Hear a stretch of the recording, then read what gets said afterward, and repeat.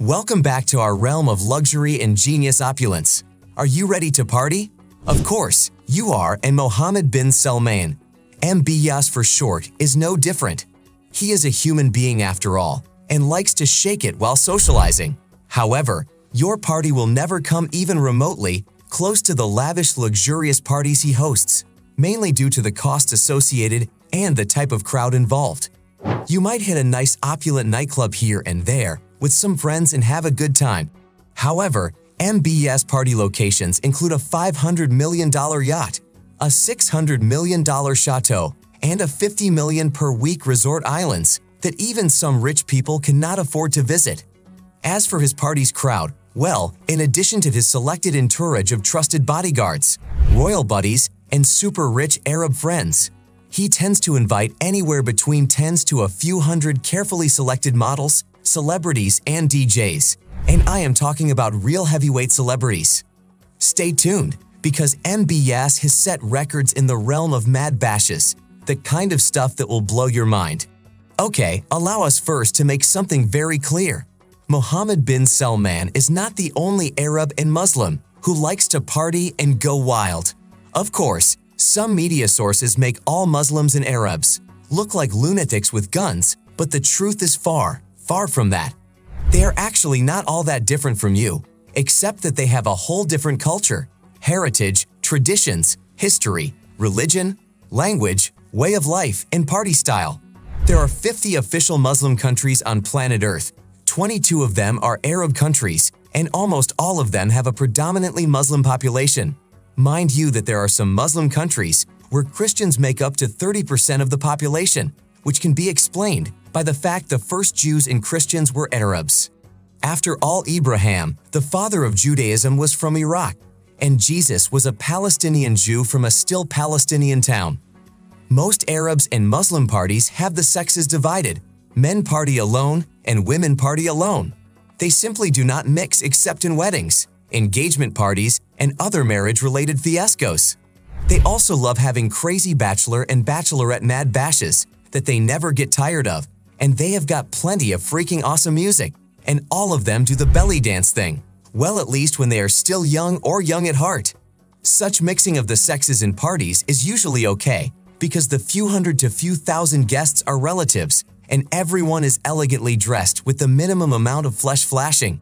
Their women do wear makeup too. In fact, makeup and women's accessories retail businesses are probably the best business you can open in an Arab or Muslim country, but not in all areas.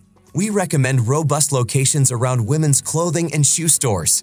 They also like shopping and going to restaurants and coffee shops.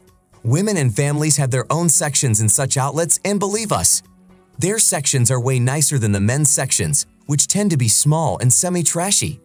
In many Arab and Islamic countries, there are all sorts of dry bars, pubs, and nightclubs where alcohol is only served to non-Muslims or not at all. Most people do not frequent these places simply because they are designed for tourists, and because, unlike the West, drugs, sex, and rock and roll were never part of their culture and way of life. So they technically do not care for such places. So, please do not judge Arabs and Muslims because the media showed you some war-torn areas, which tend to be extremely poor and exploited by extremists and warlords. Afghanistan is just one country and was fine, until the Soviets and NATO used it as a proxy battleground starting in the 1970s. The poor Afghans are still being used as a punching bag, they just never recovered. As for women's rights, as per the Quran itself, which is extremely holy to Muslims, women have the right to inheritance even if they were excluded from a well. They also have the right to education, work, divorce, do business, hold office, and pretty much everything a man is entitled to, which is something we do not hear about, even though it is written in detail in the Quran. Here is an important heads up: drugs, alcohol, and sex outside marriage are illegal in all Islamic countries. So if you travel there, avoid such stuff, at least in public places and openly, since they too have problems related to drugs, booze, organized crime, and prostitution too. And one last thing, Arabs and Muslims are not homophobes. They simply believe that it is a mental illness, and thus they have a habit of spreading crazy, scary stories and facade punishments merely as a preventive measure. It is their business and culture, and frankly, none of our business. So let's now leave all that and go back to Mohammed Bin Salman's lavish opulent parties that cost him more than $2 billion since he became the crown prince and de facto ruler of Saudi Arabia in 2015. We are not sure why MBS loves throwing massive ultra-expensive super secretive luxurious parties that are worth extreme envy.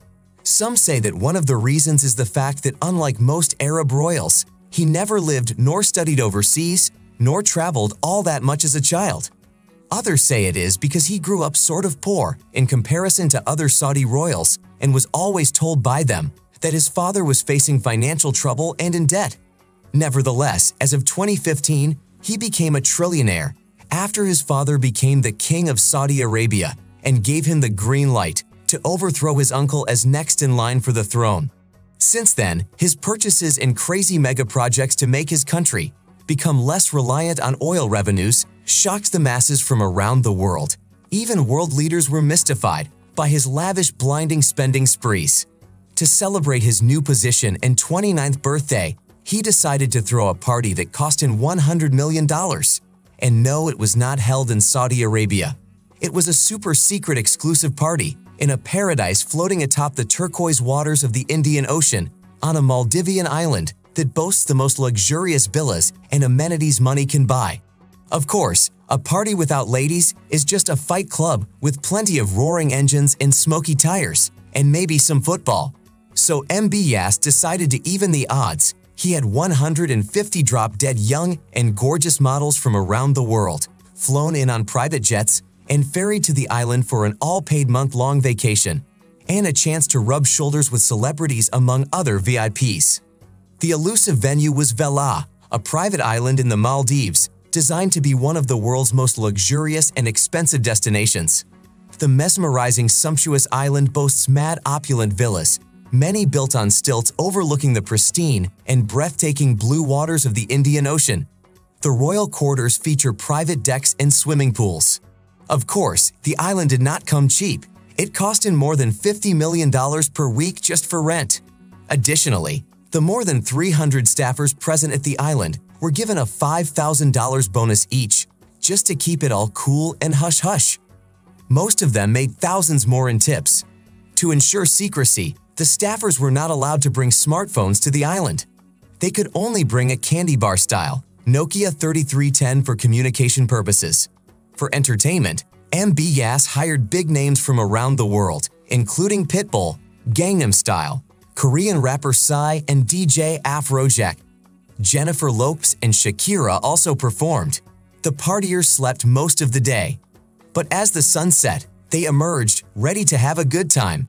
DJs and bands played on a dance floor overlooking a pool, while other smaller acts played on stages scattered across the island. The parties would often go on until dawn.